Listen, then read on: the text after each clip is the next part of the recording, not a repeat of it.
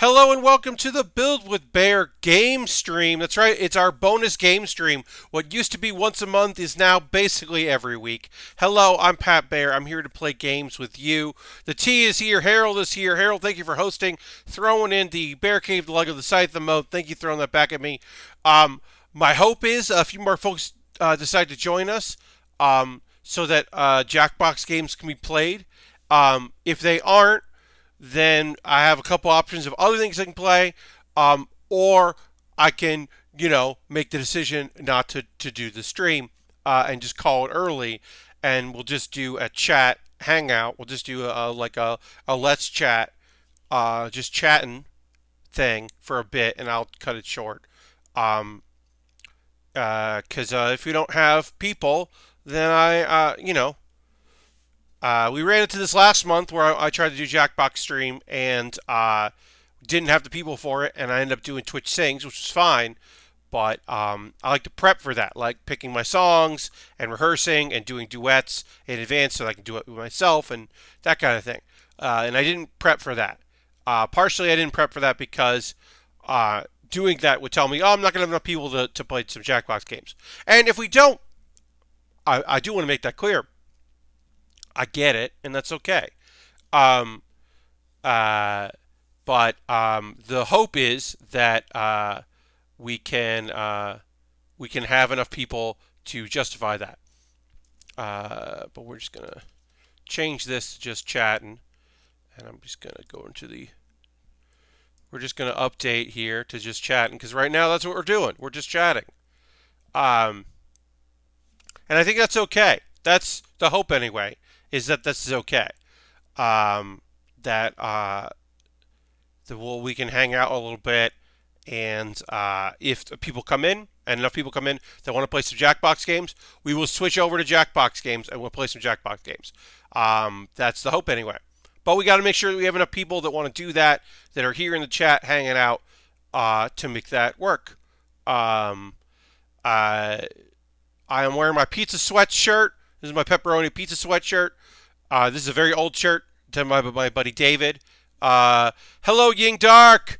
What's up? Good day to you as well. We're just doing the little chat in here. Hoping we get a few more people. Maybe we can play some games together. Harold says I've shifted into PAX East hype mode with today's schedule release. Indeed, Harold. The nice thing about the schedule coming out is now I can see people who are scheduled to appear. Asterisk, because there are people out there like Dave Lang that puts names on the schedule of people he wants to be in his panel. Hello, Ultron. What's up? That he wants to be on his panel. So if you go, that might not be at PAX. So if you go to look at Let's Rank It, you will see Jeff Gerson's name, who, as far as I know, not going to PAX East. You will see Felix Kramer's name, who, as far as I know, isn't going to PAX East, although I'm yet to confirm that. But for the most part, you can see who's going to PAX based on the panels. So now I can start. Also, my name's not on the list, and I'm definitely doing that panel. Like, I'm doing that panel. The nice thing is that panel is directly after my anime panel in the same exact room.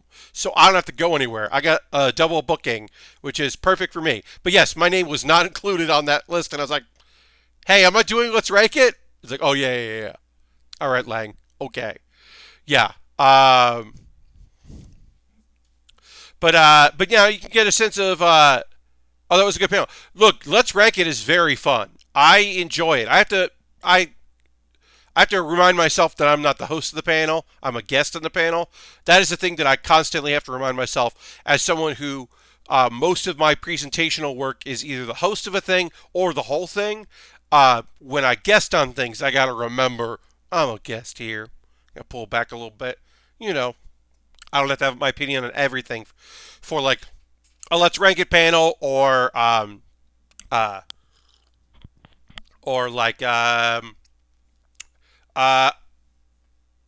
Dylan hasn't really announced it, but I believe I'm actually.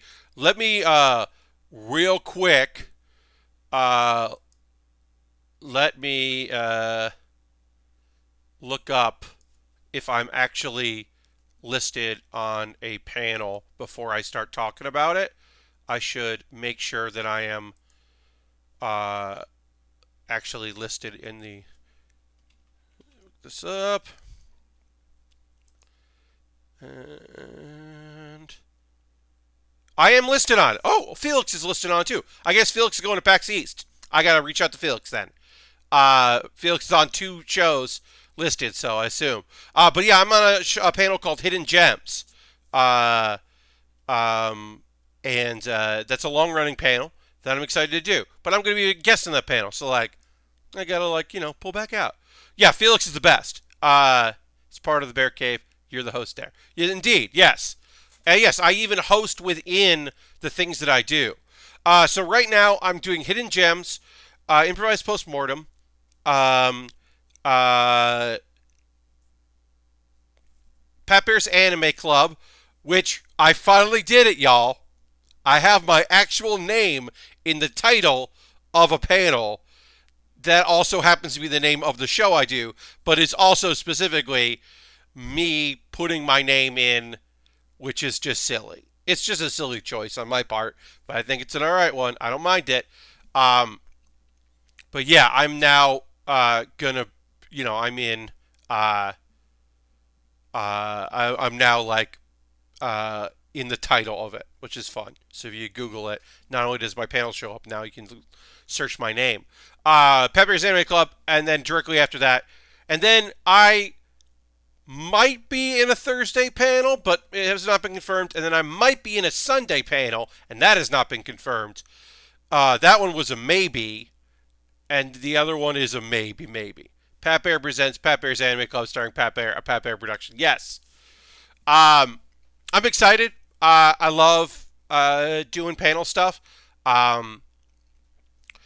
Improvised Postmortem, I have the groundwork of it because I have Trin Garitano, Graham Stark, and Ben Ulmer booked.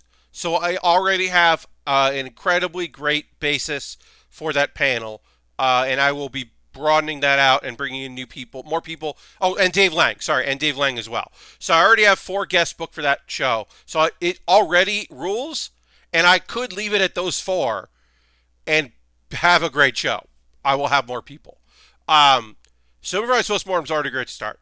Graham and Ben from Loading Ready Run. Corey Lander for Loading Ready Run, from Loading Ready Run, I should say. And awesome people in Dave Lang. This is Harold.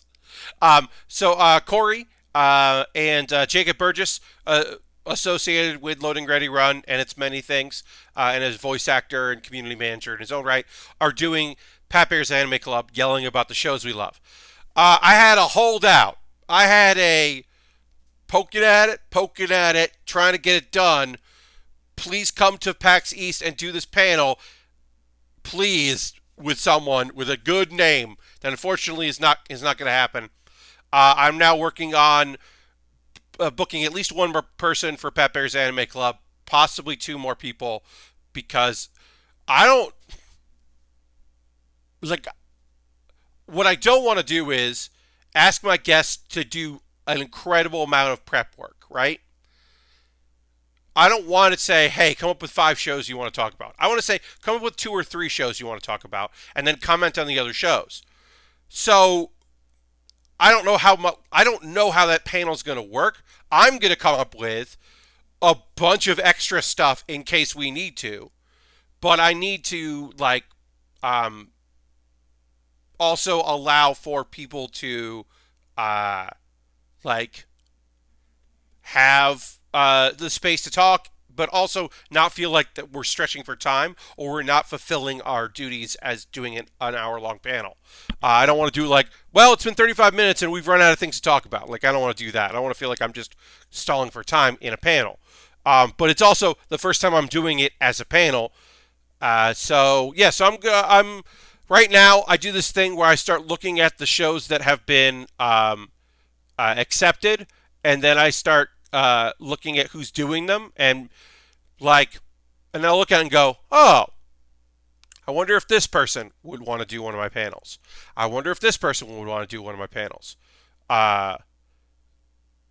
like, can I get this person? And I start kind of checking it out.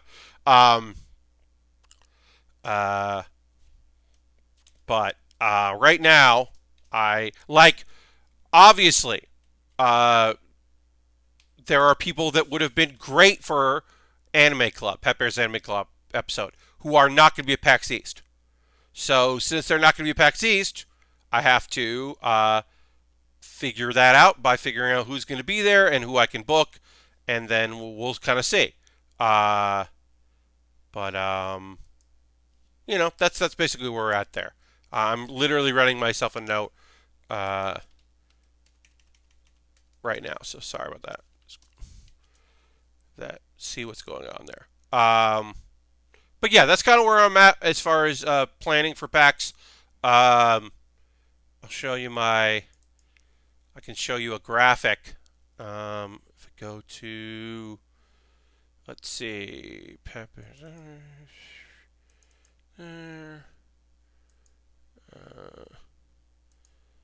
I gotta save this. I'm saving this as a PNG.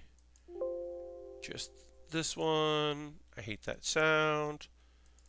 Alright, so if I go to that, and then yeah. Let's see. Yeah. So here are the panels that I'm currently booked on. Hidden Gems, which is going to be Friday in the Bobcat Theater. The Improvised Postmortem. I'm still waiting to find out which PAX Twitch is going to be on. It's either PAX 2 or PAX 3, but I don't know yet. But that will be streamed. Then Pet Bear's Anime Club, yelling about the shows we love, and which will not be streamed but will be recorded. And then, of course, Let's Rank It, which is, as I said, directly after that.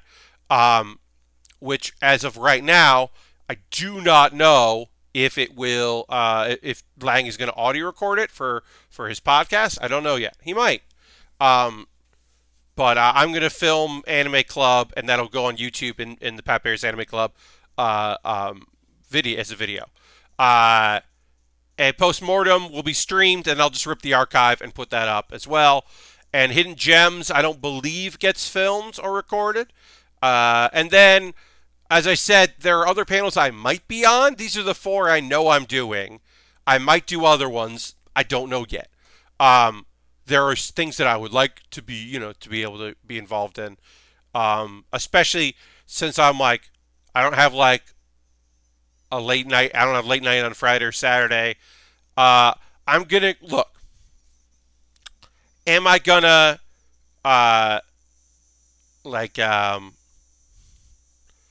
crash a panel? No. I'm gonna go to Harris's panel on Thursday, the Easy Baking Challenge. I'm gonna go to that panel. I'm not the type of person that would just be like, I'm on this panel now. That's not my style. Y'all know that. That would be a weird choice for me to be like, I'm here. Do you need me? But that is a panel that I think I'm gonna go and chill at. And at least watch, because that's Thursday night. Improvised Postmortem was often the Thursday night panel, not this year. I don't know why. I'm a Friday night panel. But I'm at a good time. I think there's one panel I'm up against that I was bummed about. On occasion, I might be up against a storytelling panel that involves wrestlers again. I might be up against that, but that happens. I'm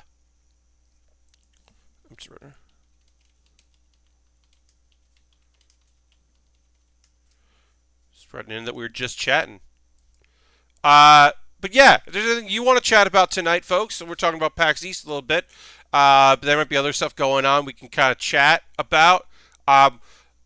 I did get asked why I was doing this tonight instead of Wednesday, because I often do gaming streams on Wednesday, and I am covering a shift at the theater that I work part-time at. I'm actually going to be managing, which I don't often house manage, so I'm happy about that. A storytelling panel that involves wrestlers that isn't the PAX Rumble. Yes, the T. Ian Valfor, who has been a part of he was in the Rumble last year. Ian occasionally ends up being in panels that are attempting to bridge the gap or further the understanding that wrestling storytelling is applicable to role playing, and that the connections between wrestling and video games are way more apparent than some people would believe. And so I don't think that's actually what's I'm up against, but I have been in the past. My improvised postmortem was up against a wrestling story, like how to DM like a wrestler. Basically, was the panel, and I was mad not only because I would like to see that panel, but also because there were people on that panel that I would have booked for my show. And PAX Unplugged's improvised postmortem. Do not get me wrong, that was a great show. Wrestling is basically anime. Yes, 100% Ultron. Wrestling is an anime. Like there's one of those like dumb things that it isn't worth responding to on Twitter, but it did momentarily make me want to like write something with subtweet that person, where someone was just like, I still don't understand, can anyone explain to me wrestling and why you like it? And it's like, do you like physicality? Do you like storytelling? Do you like betrayals? Yeah, I mean, top 10 anime betrayals happened last night. We all saw it coming. Edge returns. The man that retired, that had years left, but had to retire, came back after a surgery, two surgeries, ready to go, was in the Royal Rumble, and then comes to Raw, his return to Raw, and is betrayed by Randy Orton, who, to be fair, was definitely going to betray him. And that is not the surprise. The brutality of his betrayal is certainly shocking. But the fact that Randy Orton, who is personified as a snake, would betray him, indeed. Yes, Ying. You ain't wrong. The fact that the camera was on the audience, like you could see Edge start to spear Dolph Ziggler, and then it cuts away, and it's like, no. And I was like, oh, well, they'll catch it. They must add another angle. They don't have it on another angle. They don't have that first spear. His first spear back, they don't have. They'll have to edit that even more in the future to make it look like the second person he spears is the first person. But yeah, it's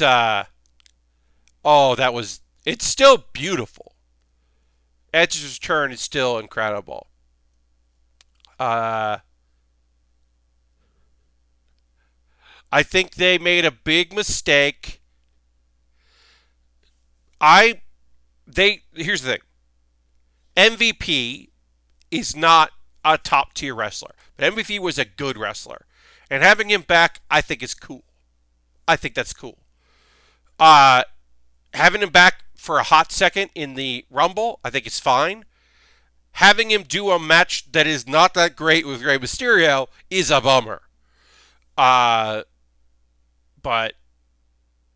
at the very least, it's like, if you're bringing back a semi-retired wrestler that performed well and people know in your organization, mostly because his son is really into wrestling and wants to see, and like you get to show your son you wrestling on like at the Royal Rumble. I'm like, yeah, I get that.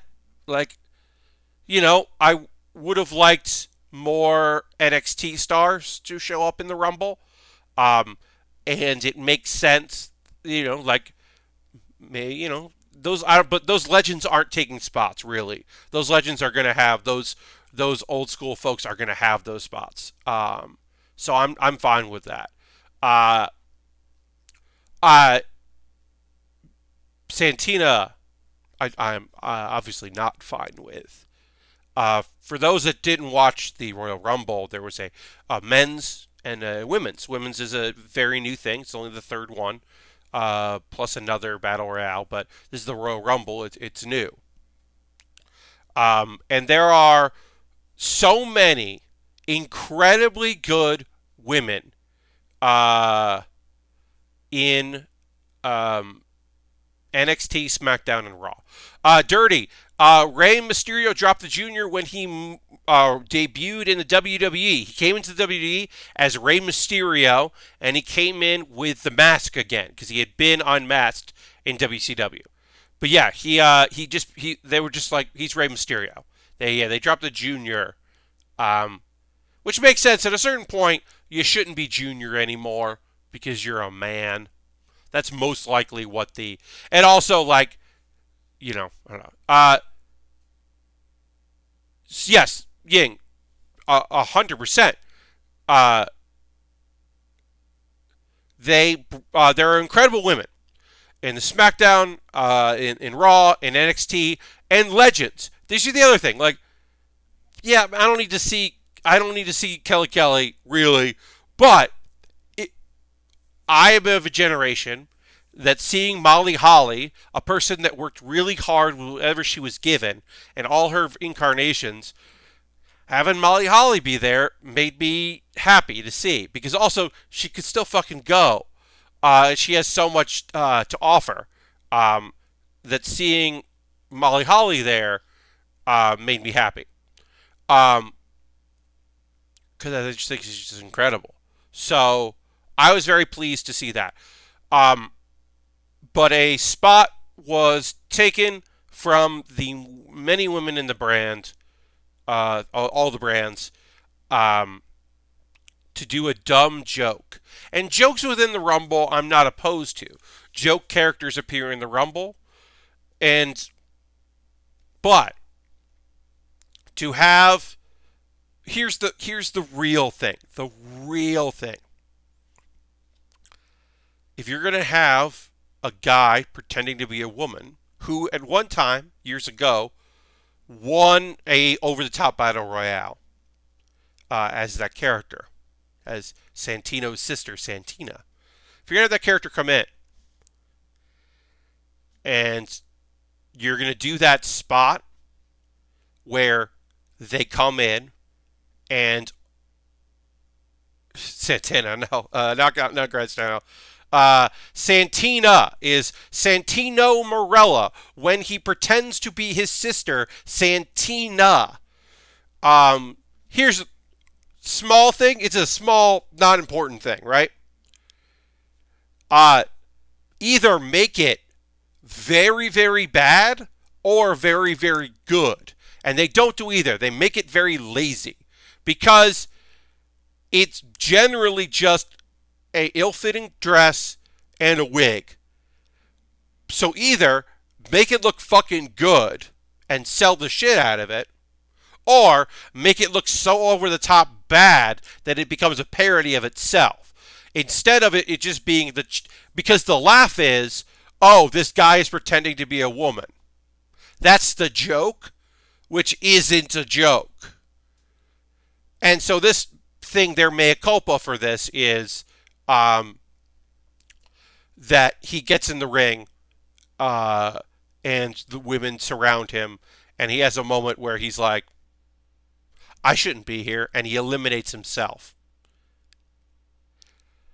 And while there may be some symbolism in that, it's still one of 30 women. So there's 29 women in the Rumble, and then a joke. And that's a fucking bummer. It ends up being a big old bummer. One would have much preferred it to be anyone else.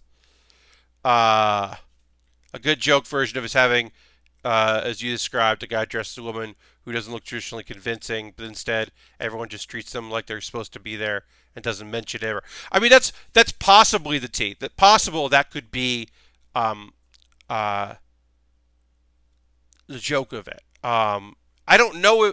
The main thing is, whatever good version, if there is a good version of it, if there's a bad version, to me, the good version of it is, to me, honestly, the only way this joke works is Santino shows up, and it's a backstage bit where someone is like, oh, are you here to be, is Santino going to be here tonight? And he's like, Ha ha ha! No, no. Why would I do that? That would be so disrespectful. So many great people are here. I would never do that. And then it like pans over to see a dress and a wig, and he's like shoving it in a trash can. Like if you want to call out that he was thinking of doing it, but realized very quickly I should not be doing this. Like that would be. There's a joke there. There's a understanding of why that wasn't cool 10 years ago or whatever the fuck it was. Like we're still in recent memory, the first ever women's Money in the Bank was won by a guy. Like they had to undo it by having the next night redoing the match. Because the idea, the first ever women's Money in the Bank, there was a wrestler named James Ellsworth who his gimmick was that he's like shouldn't be a professional wrestler. I mean, he is a professional wrestler and he does his job, but part of his gimmick is he doesn't look like he belongs there. And he had back and forths and stuff, but at a certain point he became a heater. He became the manager of Carmella. And that match at a pay-per-view ended with him climbing the ladder, getting the briefcase, and then climbing down and handing it to Carmella. And people lost their goddamn minds for very good reason. So much so that the next night they redid it and he was banned from ringside and Carmella still won. So that way the WWE could get their photo of her on the top of the ladder, the video of her holding it. So now when they talk about women's Money in the Bank and they talk about who won it, they'll use that shot. So it wasn't making it right. It was redoing the bad response that they got.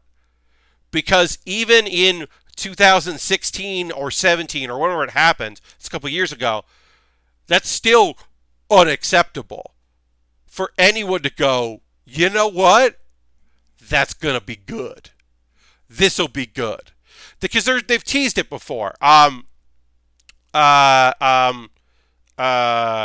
DiBiase Jr., Ted DiBiase's son, had a female manager, and she climbed the ladder to get the briefcase, but she didn't get the briefcase. She was like stopped, and they were like, "Come down, don't do this." So like, there's been precedent for that, and people wonder like, well, does she win it? Because like, also it's like, did James Ellsworth actually win that? He wasn't in the match. Did he win it? Because also we just had Brock Lesnar won the Money in the Bank. He wasn't in the match. He just came down and won it. He was just like, yeah, I win this. So like, now they have precedent for that. It's a whole thing. Also because Beth Phoenix got busted open and was bleeding, and they should have changed things, and they didn't change things. And I don't care that wrestlers who I respect greatly were like, what a champ. So the best part of Brock Lesnar winning Money in the Bank, the only really good thing about Brock Lesnar winning Money in the Bank is he showed up on Raw the next night holding the briefcase on his shoulder like it was a boombox. And that is very funny and very unlike Brock Lesnar to be like, ha ha ha, because it's the most pompous thing in the world. So I was like, I do kind of like that. I don't know. There were some things that were very good and some things that were very bad about last night. I think that the portion of the men's battle royale, the men's Royal Rumble, I should say, the first half, which was Brock fighting just people one at a time, wasn't great. John Morrison returned and got to do his parkour, which Kofi Kingston definitely did kind of steal that spotlight from him. Kofi did not have his Kofi moment, which also my Kofi moment would have been him even almost eliminating Brock Lesnar. I think Keith Lee was wasted in the Rumble. But,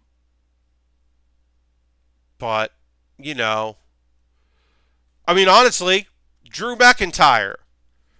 I am incredibly surprised that I am saying the name Drew McIntyre in relation to winning the Royal Rumble.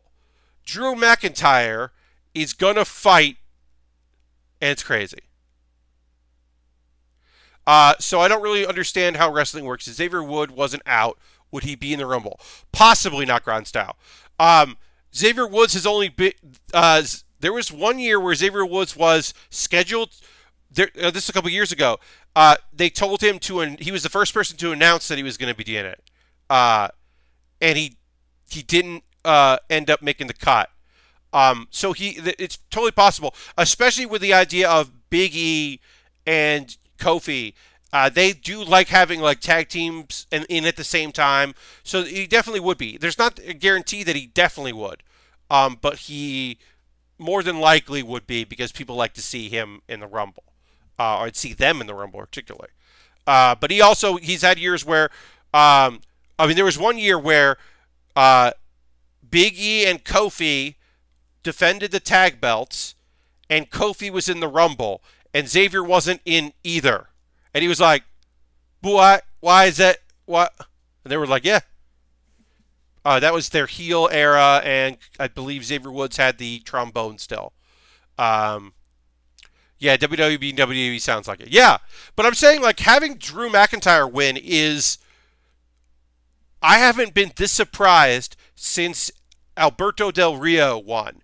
And now they were pushing Alberto Del Rio, and the audience was not interested, but it was still a surprise. People thought it was going to be Roman because Roman hasn't been in the title picture for a hot minute. Now, Roman can still be in the title picture. One would assume that Roman versus The Fiend is coming. But I would not have picked Drew. I assumed maybe it was going to be Randy Orton. Or Rollins. Seth Rollins winning it was definitely something that, like, I believed. There was also a sliver of hope that it was going to be Kevin Owens because he was in it, but it was also like, no, Kevin Owens is in a program right now. Now, who knows, because Samoa Joe may be actually injured for real, but I don't know. There was some really good stuff going on in that show. And there was some not so good stuff in that show. Lacey Evans is not ready for prime time. Lacey Evans has an interesting gimmick. Her face turn came out of nowhere, but it's not unreasonable. She's got a lot of upside as a performer. She's not ready. She called up too soon. She should have been developmental longer. And while I think that Bayley is a quality wrestler and has been a good heel, I think that Bayley and Sasha Banks should be fighting in the tag division as heels. And Bayley should probably lose the title because I don't think that she's had a good match in a while. I think that Bayley as a heel is fun, but there are other women that Jeff should definitely be in that position. So I'd like to see Kairi and Asuka break up and Kairi go face and Asuka remain a heel because that's where she should be. But Kairi Sane is getting cheered because even as a heel, that lady's adorable. That lady is adorable and great and hardworking and fun, and her moveset is fun, and she's a goddamn pirate for no reason at all. Her elbow drop looks great. She's a star, and I think like when they lose the belts and Asuka turns on her, it'll be good. I don't know who they're going to lose the belts to, but we got to get Asuka back in the singles division. We got to get Asuka top of the heap on SmackDown or Raw with the belt. Yes, Asuka is I forget. I'm looking this up. Is a fantastic wrestler. Kaneko. Yeah, she was like unbelievably quality wrestler. Former NXT champion. She's known as Kana in professional wrestling. Kana TV is her YouTube channel. If you've never been into, or if you've never taken a step into the world of Japanese blog YouTube, Kana-chan TV is your, because it's subtitled in many places, and she speaks English here and there as well. That's your doorway. That's your footstep, because she does make it very accessible for audiences that are not aware of it. Because I've like shared her videos, and people are like, "I don't. What's different about this?" And I'm like, "No, no, no. You know too much. This is for my wrestling fans, friends, and family who are like, why is she making what weird gadgets? What beef tongue? What?" I'm like, "Yeah, no, it's fine. Why are there sound effects?" It was like, "It's fine. Just get into it." Um, but yeah, Asuka is an incredible wrestler. Um, she is just phenomenal. Always has been. Kana was great, and she currently is one half of the WWE Women's Tag Team Championship. And she is really good and does not need that belt. She's using the Mist. She's adopted the Mist, which I should make clear for my folks that are lightly into wrestling or super into wrestling. Um, Green Mist, the various mists, is an invention of an American trying to give cool shit to his Japanese wrestler. Uh, it's a it's a heart idea, which is a great. It's just it's totally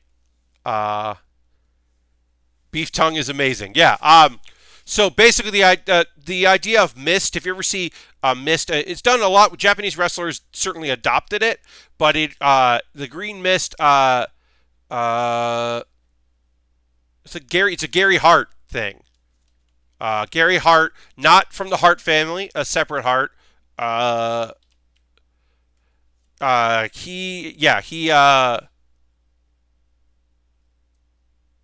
He like developed it as like persona, and the different colored mists do different things. But Asuka has been using the mist, which is great. Tajiri was very known for using. Yes, of course, was very known for using the mist. It's the Great Kabuki, who sometimes was not a Japanese wrestler, but was a best wrestler, and sometimes was portrayed by a Japanese person, sometimes not, would use the mist. And then it became popular in Mexico. Some Japanese wrestlers in Mexico started using it as well. And it is incorrectly associated with Japan, but then has been used a lot.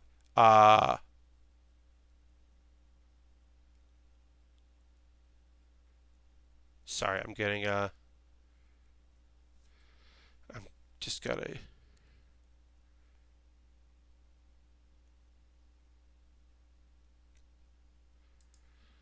a email from my work. I'll read that later. Sorry. But yeah, the mist has gotten this whole lore, and there's freezing mist, which I think is blue. And there's a blinding mist, and there's a blinding mist that like works for longer. I think the red mist does a certain thing. There's one that makes you nauseous. Like, it's got this whole lore to it, and it became adopted by Japanese wrestlers, but it did start in America with in the Southern Territories. Uh, are they mistborn?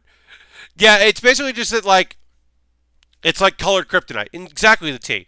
It is just a capsule that you pierce in your mouth, and then you spray a liquid that, or a misting that is a color, and then your tongue is that color. Um, uh, and then Asuka has it particularly interesting because she her face is already painted, so it's even more. I want to find a video of her. Oh, that's a bad one. There we go. That's what I want to look at. Let's go down here. And then let's go to, yeah, there we go. So you can see, Glacier never used freezing mist. No, they use lights and lighting effects. But yeah, you can see the mist there. It's not a great shot of the mist, but yeah, green mist right in your face. Oh, that's just Asuka being adorable and great. She's the best. Kana rules. Yep, and there we go. There's a mist. Yeah. It's a great heel move. It's a great, like, blinding your opponent so they can't see what's going on is incredibly good. Like, that's a great heel move. Like, it's just real good. I'm just gonna put in here. This is now a just chatting stream. Yeah, if there's anything going on with y'all you want to chat about, we're just going to hang out and chat for a little bit. Probably not going to do Jackbox tonight. Just doesn't feel like we're going to have the numbers for that, which is okay. It's all right. I do want to just do stuff outside of building, right? Like I want to have the ability to do some hangouts or games or whatever. So it's okay that we don't get into that. But, obviously I have stuff I want to talk about when I'm doing building and all that.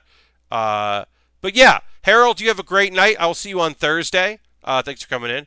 I've been playing board games a lot and wanting to restart my video series about it. Nice, yeah. Yeah, I haven't had a good board game night in a while. I had so I recommend this. I don't know if this is ever going to work outside of it, but it worked for us. So I had a lot of D&D crews, right?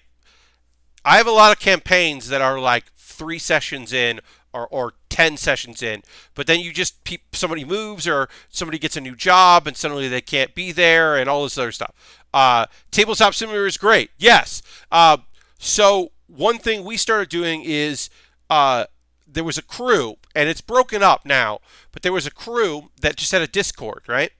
And we used Roll20. And the idea was, if there were enough people around for a couple hours, scheduling-wise, then you could play. You were just playing, everyone in the crew, everyone in the Discord was like vetted and cool, and even if you didn't know every single person, somebody knew somebody, and you had to be around for a while before you could be like, hey, we should invite these people, which I think was just very cool and chill. Yeah, that's how we've been doing board games every single day. I'm like, who's here? Yeah. So we started doing a campaign that was mission based, and it was like a strike force. What's your favorite D&D character you have ever played? I played a fake bard once. This was a few years ago. I was playing a guy who was a thief rogue, posing as a bard. So it was basically just like a con artist, but my cover was that I was a bard. So I had a few bard skills, but I was really there to steal things. And then only like my DM only gave me one time where it was like, he was like, this isn't going to end up working out. And I was like, are you telling me that there aren't going to be times where I can pretend to be a bard and then steal things? And he went, no, I guess it'll work. But he was really focused on dungeons. And I was like, yeah, but like they're going to be bandits and mercenaries and stuff. If we're only fighting big monsters, then yeah, this isn't going to work. But if I'm fighting anybody, like, because anybody, like, there were going to be a lot of NPCs. In my opinion, my thought was that would be like, oh, a musician. Oh, cool. Oh, and your bodyguards. Great. Oh, neat. Yeah, please come. And no one's going to suspect the musician. So it was very fun. Also, my luck was not like my charisma was good enough and my rolls were good enough. My luck in rolls, not my stats, that I got through some checks here and there and I was able to fool people. I'm not great at playing those underhanded characters. I generally like to play very earnest, straightforward characters. So that was a real stretch. So this D&D S crew we were playing, we weren't playing D&D. We were playing basically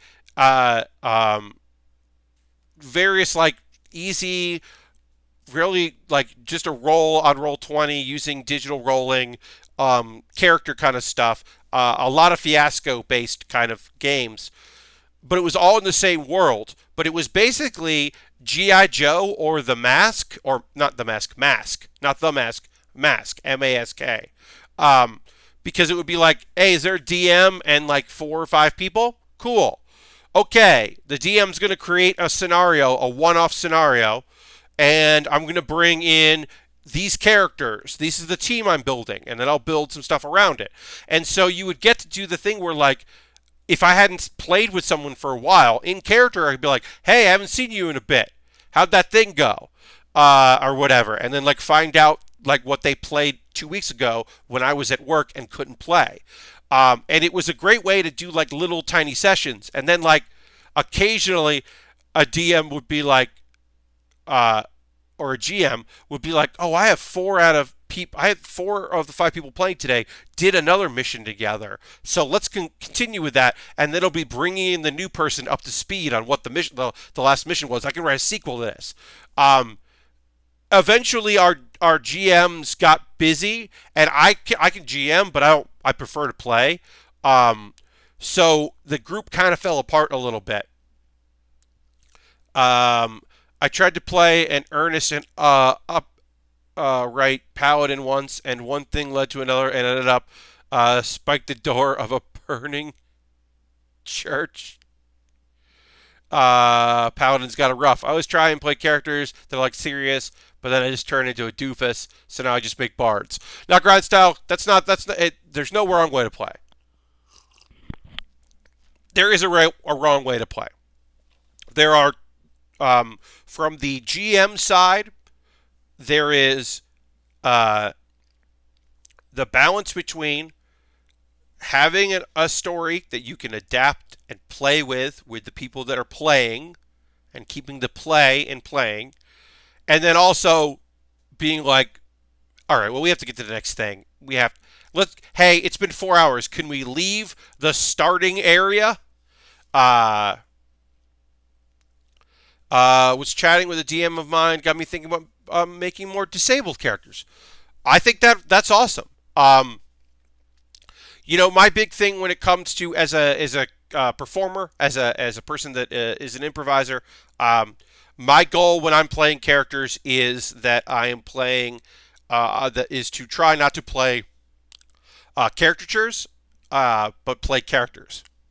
And I think one-offs, and especially improv, you can take risks.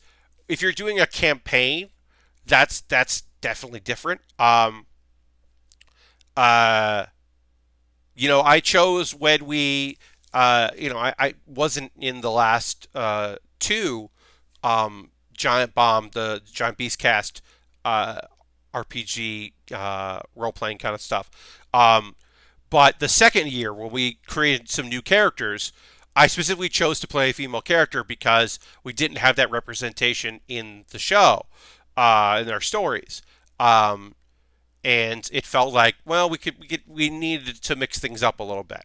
And then it was a thing where, because I don't expect to play Star ever again, but my thought was that she was going to end up being a villainous character. Well, one of the thoughts was that she was also probably Latinx, and that was also because it felt like because she was a New Yorker, and what she was into made me feel like that she was a very white passing Latinx character.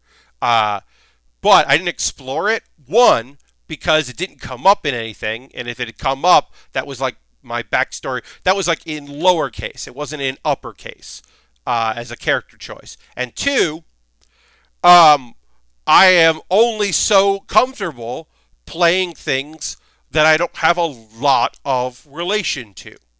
Uh, Playing the character in the first arc that we did, who was definitely pansexual, I was like, this is like flirting with whoever, flirting with whatever, being open, being interesting, uh, being bisexual or pansexual. I was like, I can do this character. I can play this part of this character. I got no problems doing that.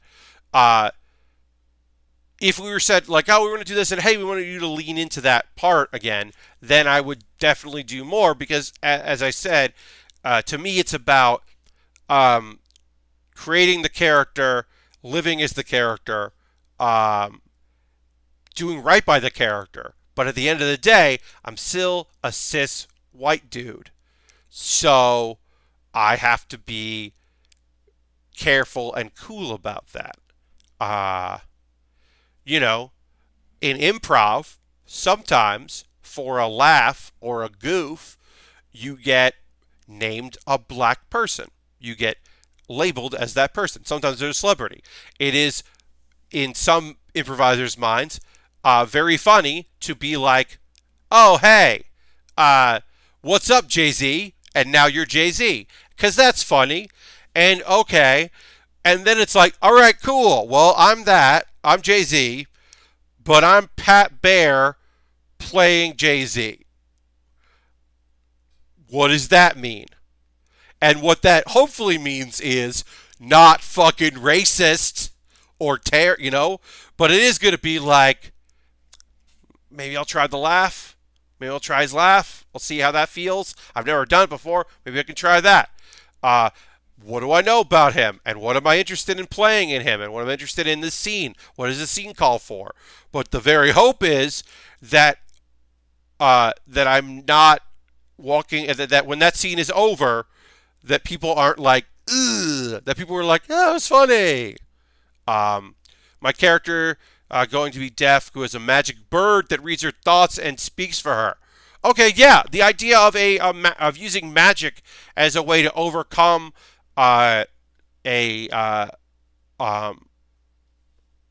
an issue like being deaf, uh, that's awesome because you get to play around with, ooh, that was a thought I didn't want to share.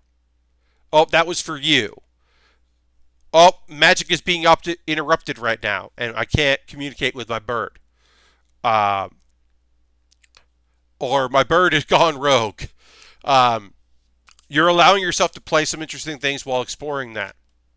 Uh, and that leads to some cool stuff, right? Um, and obviously, when I talk about these things, there is a difference. There is the larger difference between performing uh, and playing. Um, People that do let's play, like real game, that play an RPG, that play D&D as a podcast or as a video series or as a streaming thing, have a different level of responsibility than someone who is playing with their friends. There's personal responsibility that always exists. And personal responsibility is like making sure that people you're with are comfortable and cool and chill.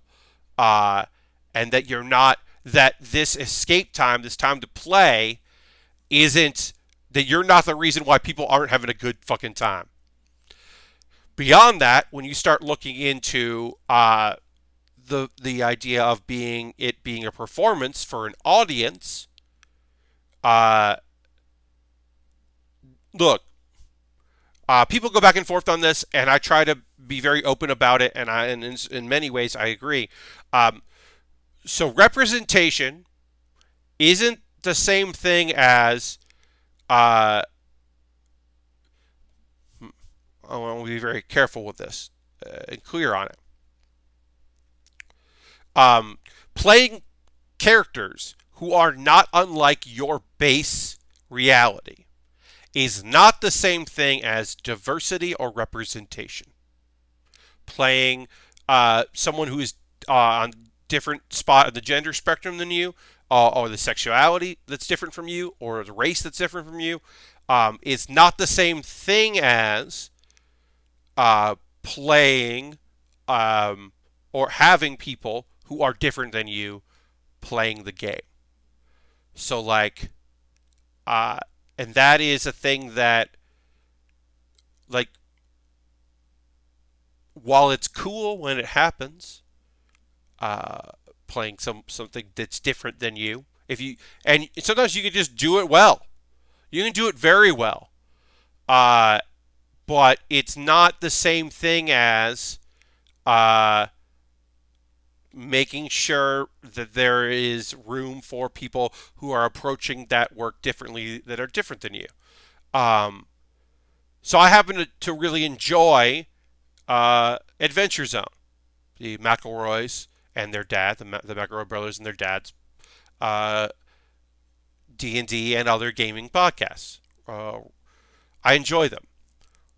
But the idea that sometimes they're playing women, or they're playing different sexualities than they have presented or have is not the same thing as like watching a queer D&D podcast or real play, or watching it's like folks that are black, folks that are Latinx, folks that are just Asian, that are coming in from a very different space. Genderqueer folks that are out there doing their thing, like, that's not the same thing. It's better in many ways than just playing you but a wizard. Yeah, I would say it's better. It can be sticky. It can be inappropriate in many ways. You end up with a situation where, as you are playing this character, you realize there are certain feelings they might have had. Okay, now maybe I'm stepping in it. Maybe this voice, which originally was a parody of a friend of yours, now in this context might be inappropriate. Okay, there's a lot of that shit, and it's like and the easiest way, in my opinion, one of the easiest ways to avoid all that shit is, if you don't put it out there, people don't see it. So like, if you're just like, I'm usually the only black guy in my D&D games, both in character and in real life. Yeah. And then like, in some ways, like, while you're playing a black guy in the game, because that is not something outside of like the loyal captain of the guard who doesn't get to say anything and isn't a real character, like, or the allegory for what black people are that's in this world, that is just some sort of semi-monstrous creation that is the fill-in because they're slaves. So you know what we're trying to say. Outside of that, there is, but not the most, hello Dr. Jones, representation. And then folks may wonder, okay, well, you're here, so maybe I shouldn't do this at you? And like, the thought of, I don't know if I can pull this off, I probably shouldn't, I don't mind. One of the things that's like interesting is voice actors of a certain generation, especially cartoon voice actors of a certain generation, mainly because they don't have the experience of it, don't think it's weird to do their very odd caricature of certain races and creeds and like uh it's weird. It's bad. Like, like you might respect the person very much, but you're just like, hey, what if you didn't do that voice? I know it's your living and your job, but like, I don't know. I don't know, DiMaggio. Maybe you don't want to like do that black guy caricature voice now. You're at a theater with a bunch of 20-year-olds who are not into that. One of my favorite things about DiMaggio, voice actor, is that a thing he does, which I think is great, is he will introduce at a if he's doing like a comedy show or something with people, he's a guest there. He will start doing different voices to gauge the age range of the audience. If they are going to be more Jake the Dogs or more Benders, who are they going to like know him from? What's the age range? And I think that's very clever and interesting. And then I've definitely like had him. He's heard him on a podcast where I'm like, "Oh no, dude, you don't do that anymore. Nah, I don't need to hear your Sammy Davis Jr. Nah, I don't need to hear that. Nah, I don't need to hear that. Because you're adding the same choices that you would add for anyone else, the same exaggerations you would add for anyone else, but because you're doing it for this person, it comes off as not great. It is I mean like because he's a white guy that's been in voiceover work for generations.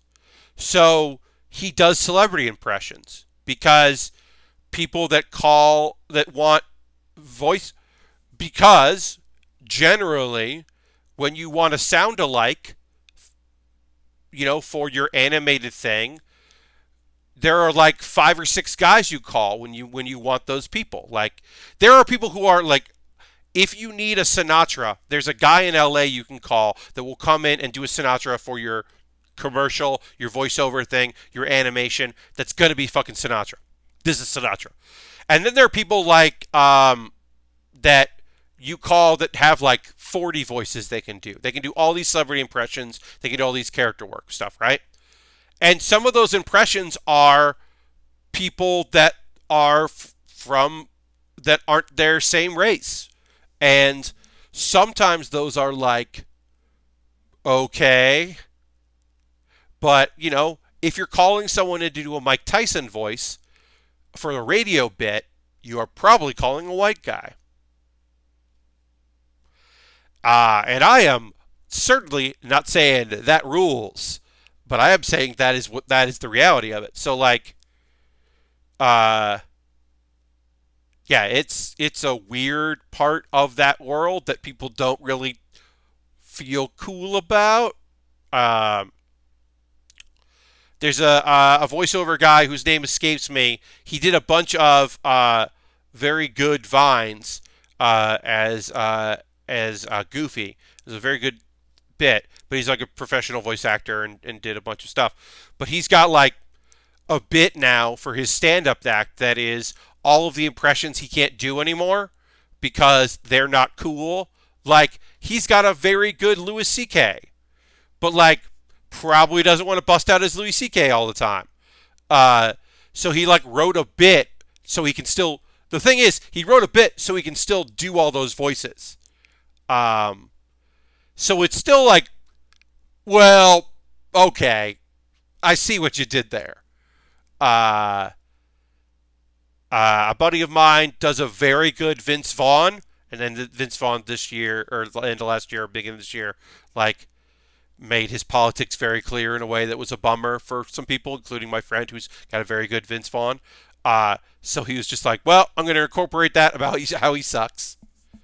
Doing a bit where you talk about how much Louis C.K. sucks is a good bit, probably. Yeah, I mean, it's the thing of, like, it's a Louis C.K. and, like, it like just a bit where he's like starts to do an impression. He's like, oh nope, can't do that one anymore. Oh, can't do that one anymore.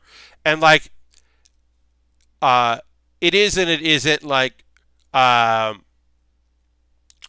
my friend James, James the Third, who his sketch group that he's in, Astronomy Club. Check them out. Check out Astronomy Club if you want to see fucking some really goddamn good sketch comedy by a crew of very talented folks. Uh, Funny as fucking all hell. But James the Third has a very good Bill Cosby, and like used to do a bit where he like as Bill Cosby did a cover of Justin Bieber's "Sorry." It's not too late to say I'm sorry. Uh, and he was doing that as kind of like a, hey, I still have this good Bill Cosby that I still kind of want to do, but now he's like, nah, I can't even do that bit. That part of the bit, like he's like, yeah, a couple years ago people like laughed at the irony of it, and now they're just like, oh, we don't want to think about Bill Cosby. And he's like, yeah, all right. Uh, and it's one of those things where it's like, oh no, you can't do that impression anymore, but it is a very good impression. Um, I had jokingly said, well, you can't do that impression anymore because people don't remember that Justin Bieber song. So you can't do that part.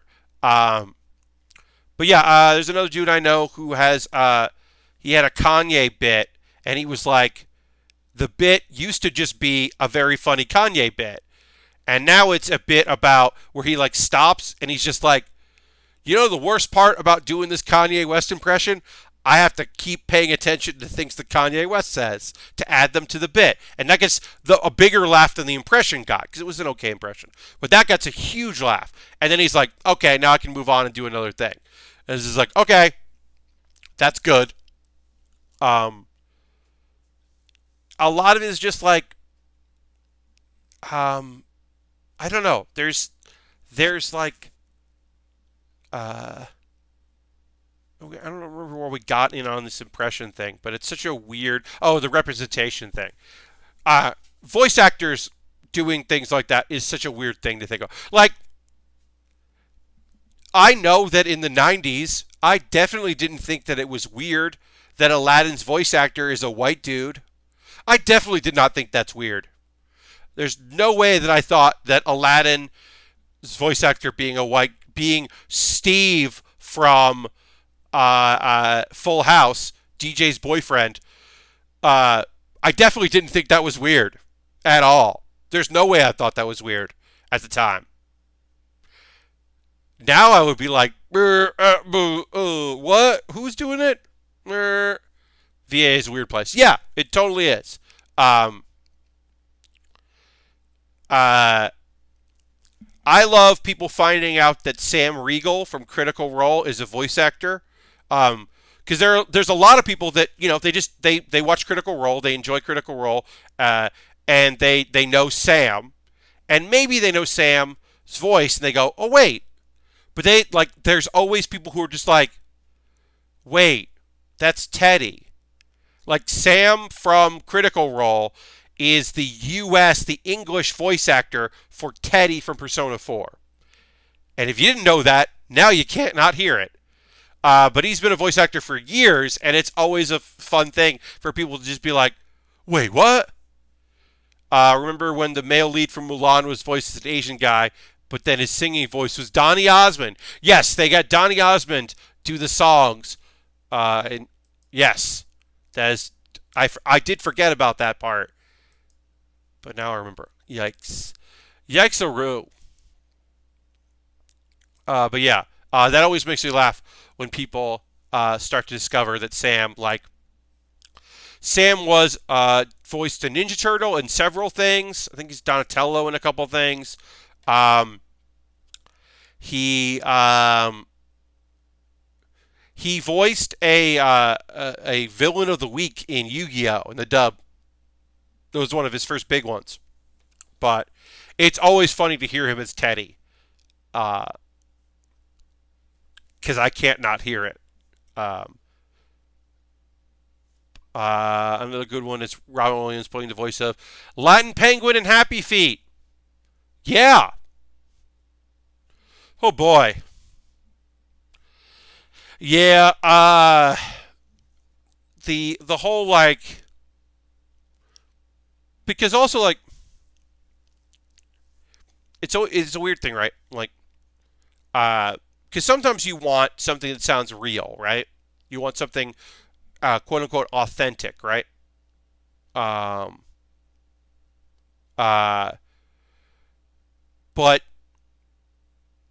it's a weird thing where okay, so let's say that you want something that sounds silly and outlandish, right? And you ask uh, an Italian to do an outlandish Italian accent. Sometimes that feels way worse than asking someone to do their voiceover impression of an Italian. And I don't know why that sounds worse, right? But here's the thing. Uh, Bitwit. There's a guy Kyle Bitwit on YouTube. He's a tech guy. He's a tech blogger, right? Uh, does computer stuff, reviews products, builds gaming stuff, goes to CES, does the whole thing, right? He has a reoccurring bit where he plays his brother Lyle, who is a he has said it is an exaggeration of a guy he used to work with, but it is by all accounts an offensive Asian stereotype done by an Asian person, and it feels so weird. And it's like, is this white guilt or is this feel bad? I don't know, but it does feel bad. And I'm like, I don't know how to like really think like I don't know how to process that part, right? Like I don't know why the Lyle videos, which are which are like exaggerations, but supposedly based on a real person, but because Kyle is Asian, is that like I don't know if that's okay. It's a weird thing where I just like. Also, I mean, look, it's a side thing. They're not funny videos. They're supposed to be comedy bits, but Kyle is not funny, so that's maybe part of it. But I don't know. It's an odd thing. Uh,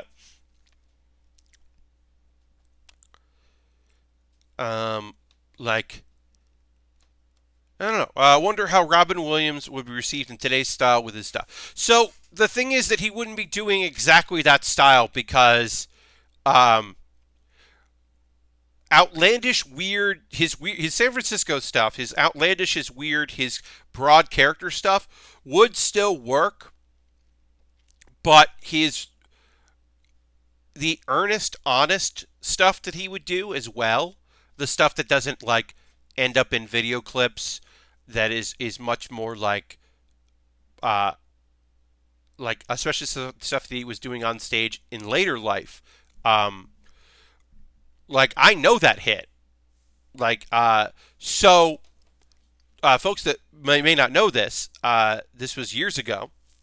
I was on a improv team here in New York for the Upright Citizens Brigade. I was on a house team, and Robin Williams fucking showed up one night and said he wanted to do some improv. He had just finished dinner with his son. He was in New York, and he wanted to do some improv. And this is 2008, I want to say. And so I did an improv set with Robin Williams. And I can't begin to tell you how.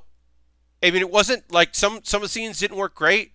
Some scenes were incredible. Our team was good. We were a solid, good team, but also we were a weird team, so that helped us out a lot.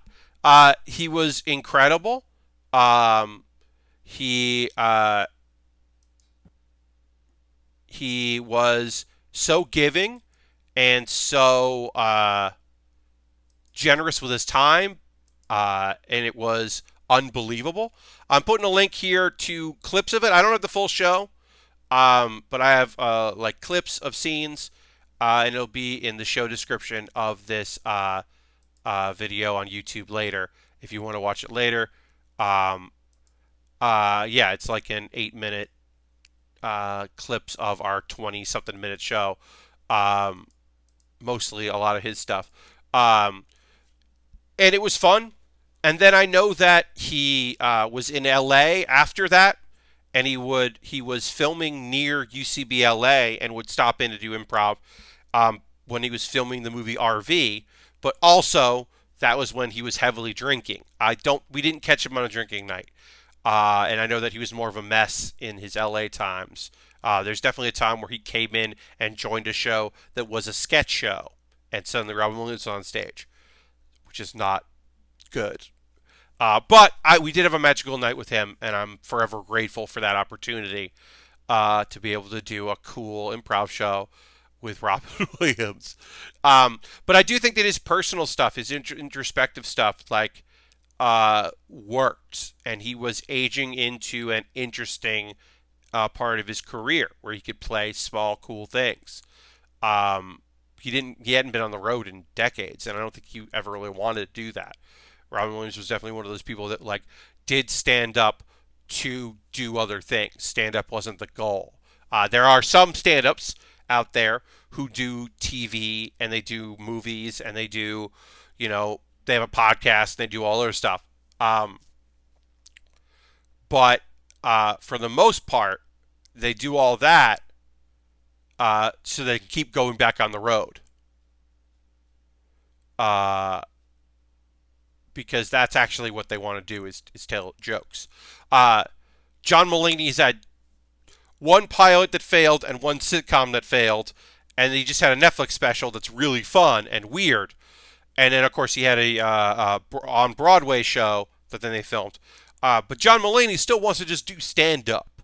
John Mulaney wants to do more and more stand-up in bigger and bigger venues and do cool stand-up shows. But Mulaney wants to be a stand-up guy.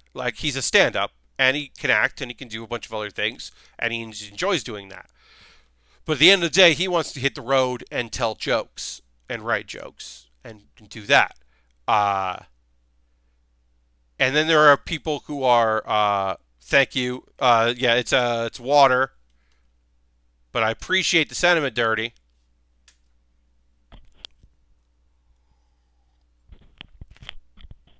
Um, and there are some people out there that, they hit the road, they do stand up dates, but they're not, that's not their passion. That's a thing they're good at, but they'd rather do other things. He said it as much, so it's not rude for me to say. My friend Jonah Ray, stand up was a way for him to get on stage and get his name out there, and he's a good joke teller. But one of the reasons why he hosted a show, Meltdown, was so he could goof around. You didn't pause for the cause like you usually do. Didn't see you take a drink recently. I appreciate that, Dirty. Yeah, I often don't do a pause for the cause on non-building streams. I will just say that if you let your subscription lapse, please renew it for Thursday because that is the subscriber giveaway, my monthly subscriber giveaway, where someone is going to win a model kit, and I believe that this one is a G Gundam kit that is a fantastic looking kit. I'm going to look that up. So on Thursday, which is the last build stream of the month, I will draw a name, and that person will win, who is currently a subscriber, will win the God Gundam Master Grade. Beautiful Master Grade, the God Gundam. Also called the Burning Gundam. But yeah. So yeah, if you would like to become a subscriber, you're more than welcome to join me for that. But yeah, I think I don't know. I don't think I have anything else I want to definitely say. Yeah, I'm going to be building the real grade. G Gundam, so wild.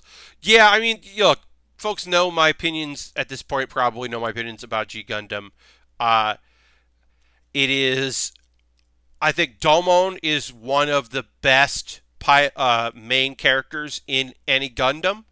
I think his story is accessible and he stays true to himself. And when he doesn't, when he's questioning himself, it's relatable and understandable. uh, that it's just a cool character.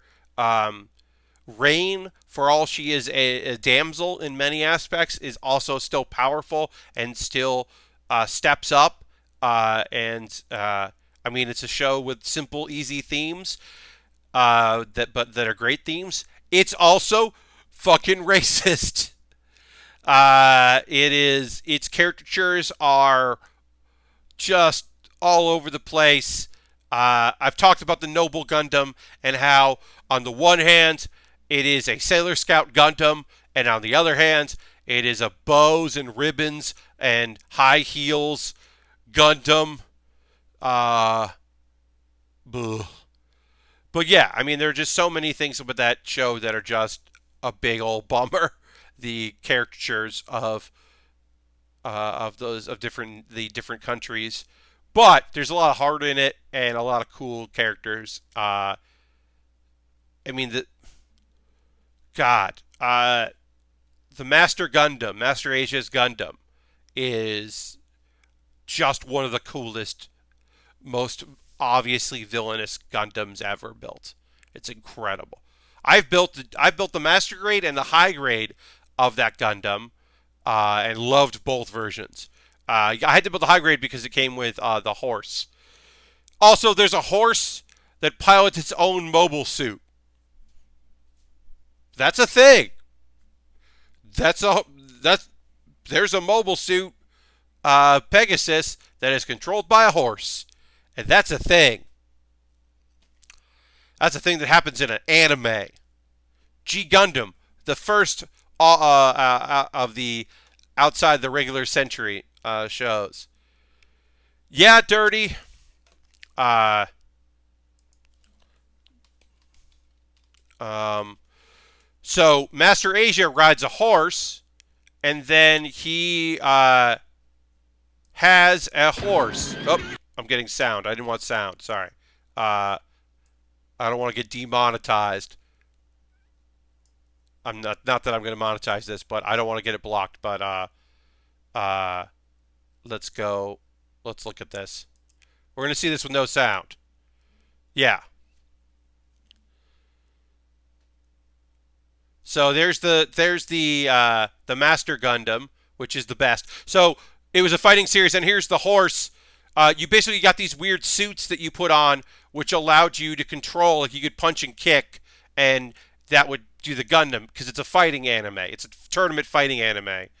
But yeah, so the horse is in control of that Pegasus. And you're going to see all my recommendations. I've seen this so many times because Austin's last stream showed up on GB Infinite a lot. Yeah, man. G Gundam is wild. The song is good too. The Shining Finger. But yeah, the Master Gundam is clearly a very evil Gundam, and it's nonsense that anyone wouldn't see that it was evil. That thing just looks monstrous. It is. It's wild. It's a wild show. I have nothing else to say about it. The American guy is named Crockett. It's nonsense. The Russian guy is in prison for a crime he may or may not have committed. The Canadian guy is a lumberjack. It's nonsense and bad and great. And great. There's a windmill Gundam. It's not good. I would say the French guy is probably like the least awful. There's a Moroccan dude that's doing it for love. The Chinese guy is dragon themed because of course he is. Yikes. Anyway, G Gundam. Some pretty great designs and a lot of nonsense. Then there's the Spiegel, which is German, but also a ninja. It's a ninja Gundam, but it's German. It doesn't make any sense. Have you had a chance to start Kipo and Age of the Wonder Beast. No, I have not. I have not checked that out. It is on my list. All of those games are like just there's just a look. Uh, it's just a look to them. It just looks cool. Uh, but I want to watch that. Um, it's on Netflix, right? Yeah, I don't have Netflix right now. So I have not checked it out. Um, Netflix is like generally like when there's a bunch of stuff I want to see, I will get it. Like my assumption is that when Doro Hedoro is done, it'll be up. It'll come up on Netflix. Now I did a Pat Bear's Anime Club. Pat Bear's Anime Club this week is me talking about my thought process, going through my thought process on am I going to torrent or watch through sites, through websites, Doro Hedoro, which is not currently available in the U.S. There's no streaming site has it. It's on Netflix in Japan and then on Japanese television. Now, the assumption being that Netflix US is going to put it out when the show's done in one chunk. But they haven't announced that. There's no announcement. There is currently no announced North American deal. That's not to say there won't be one, but there isn't currently one being announced. So I go through my thoughts on if I'm going to get that. So the assumption being that it will be on Netflix at some point, and I'll watch it on Netflix when it does, because I'll just do a month and binge. I often go on like, that's not a show. That's a show that I think is interesting, but then I wasn't like, oh, I'm definitely going to get Netflix to watch that. Glow is a show that I make sure I have Netflix for. Stranger Things is a show I make sure I have Netflix for. I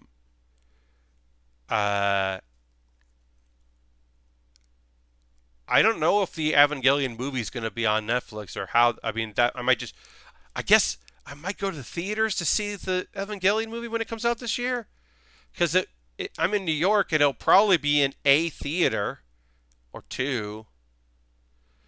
I know the feeling. Netflix Canada got Rise of TMNT, but US does not. Yeah, I mean, like, I would say for the most part, most shows are licensed in some way or the other, right? Like, I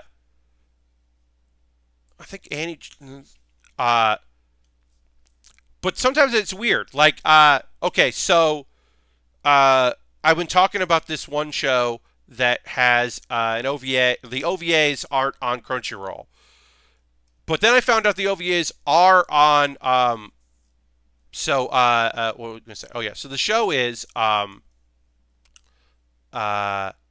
Is it wrong to try to pick up girls in a dungeon? High Dive has the OVAs. I don't know why High Dive has the OVAs. Crunchyroll does not have the OVAs. Or the OVA, and then I guess they're getting the other OVA. So I don't know if Crunchyroll's going to get the second OVA or not, and I'll just have to like log into High Dive because I have Verve, and I'll just like, that's just always, it's always confusing to me.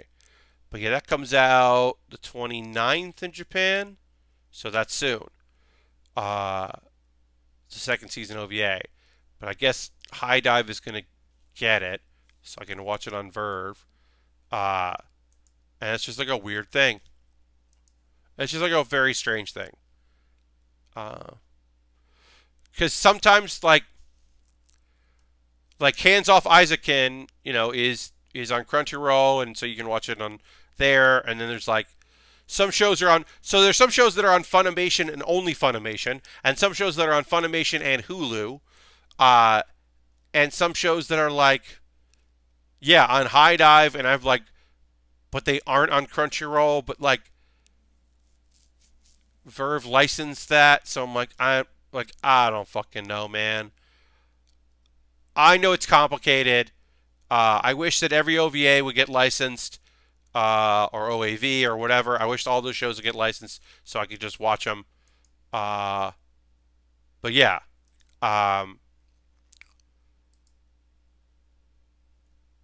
because sometimes they aren't. One thing I'll say, if you like dubs, And you have Crunchyroll. Crunchyroll just put up all the dubs for the first 2 seasons, or the only 2 seasons of new game. Sorry, new game and new game, 2 exclamation points. The second season of new game that got the dub just came up on Crunchyroll today. If you prefer your dubs over your subs, I don't know if the dub is good. I know that there's no way the dub where one of the characters sings the bear song is going to be better than because her singing Kuma Kuma Kuma is so funny that I don't know how it's going or so cute. I don't know how it's going to be better for some girl saying bear. Maybe it will be. I bet it's not. Oh, actually, let me check out High Dive because sometimes High Dive gets stuff that I. Here's the thing: I don't pay attention to High Dive as much as I should. Because sometimes they get stuff. I wanted to see if they have the irregular at Magic High School movie. They don't. Okay. I've watched it. I was just like, I wonder if they have that. As I said, I sometimes don't pay attention to the fact that High Dive exists and that I technically have it. In the same way that, like, sometimes people are like, oh, you're not watching that on Amazon? And I'm like, oh, that's right, I have Amazon Prime. I could just use that. Shit. I usually watch dubs when I want to play a game and don't mind missing out on some of the action going on screen. Yeah, I mean, there's some series that, like, you don't need to check it out.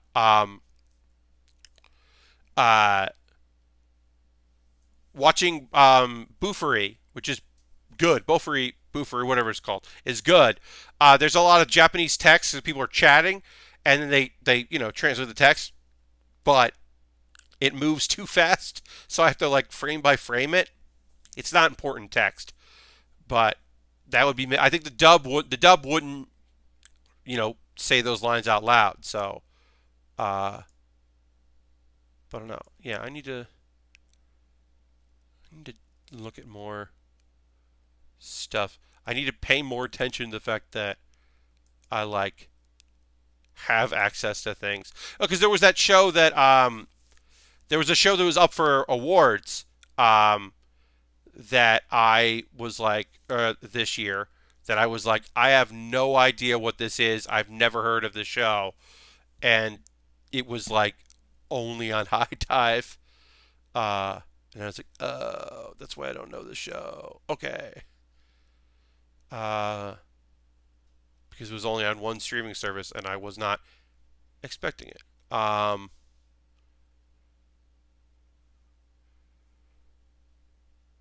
Yeah, so here's the thing. So if you want to watch the movie, Is It Wrong to Try to Pick Up Girls in a Dungeon? The movie that came out, High Dive has it.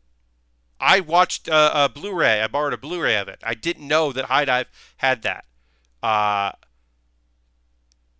And that's just so weird because Crunchyroll doesn't have the movie. They have the first 2 seasons. But to me, that's just like a strange thing. But yeah. And I assume they're getting the new OVA that's coming out in a couple days. So I can check there. No, I'm cool. I'm cool. Yeah, I appreciate that.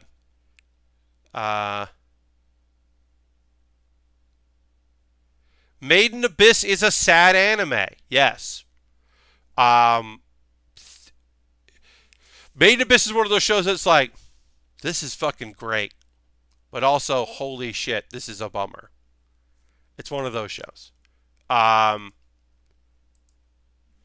hearing that a show that I thought was going to be a bummer show isn't one, so that's good. I'm checking that out.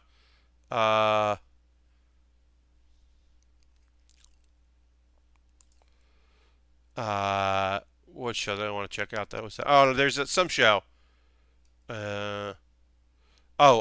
Somali and the Forest Spirit. Apparently, it's not a sad show. It's apparently cute, but it looks like it's sad. I mean, it's about one of the last humans in the world and a golem that is dying and wants to take the human to find other humans before it dies. And so I'm like, well, that sounds like a fucking bummer. And apparently, it's a sweet show, but I don't know.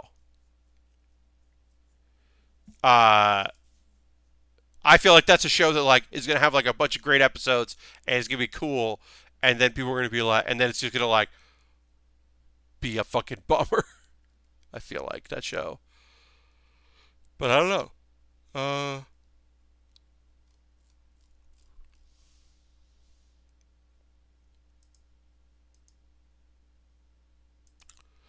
uh, oh, that's also why I yeah. So I ended up getting back into Bookworm. Bookworm just didn't hit me right.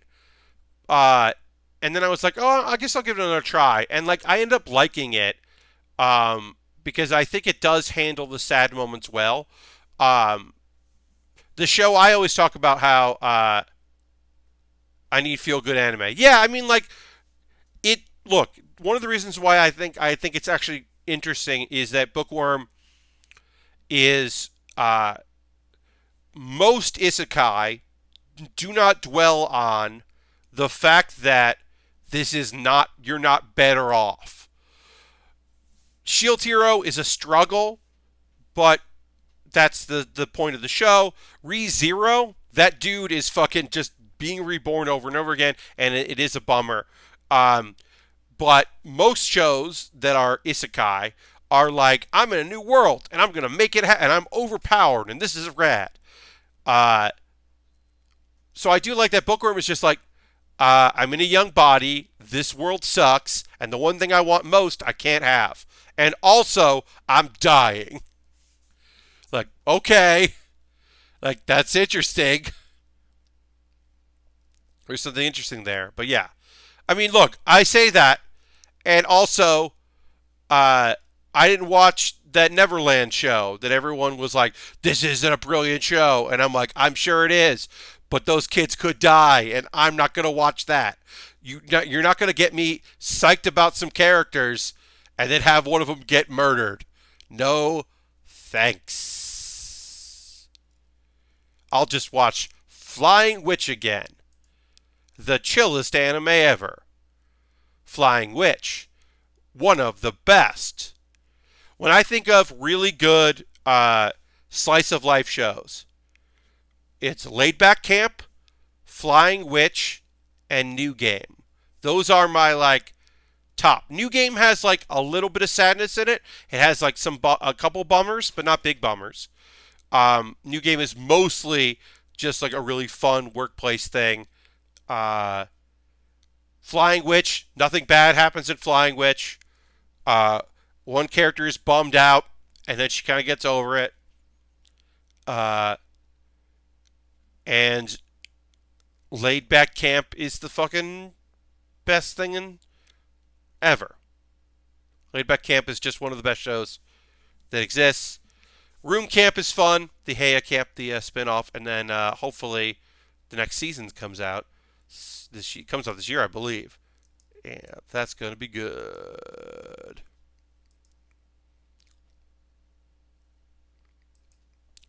Anyway, I think I'm going to wrap up there. Uh, oh, yeah. I was so glad that Jeff started watching Laid Back Camp because I didn't think that they were going to try that stuff out. So, Sweetness and Lightning is great. Aruma-chan is fun. My thing about Aruma-chan is that, hey, when is our girl gonna find her brother? Because there's a whole subplot where like dude definitely found her brother and like didn't say anything, and I'm just like, hey, what if we helped out best girl find her brother? I'm mad about that. My roommate is a cat. I went on a mini rant about this because it's up for best comedy.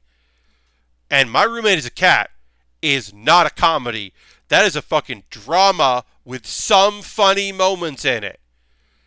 That is a great anime, very good story, but it is about That is an anime about loss and trying to grieve and finding ways to move on. It is not a comedy. It has some funny moments in it and funny reactions. That is a drama about dealing with loss, and it's beautiful, but it's not a. There's no joke.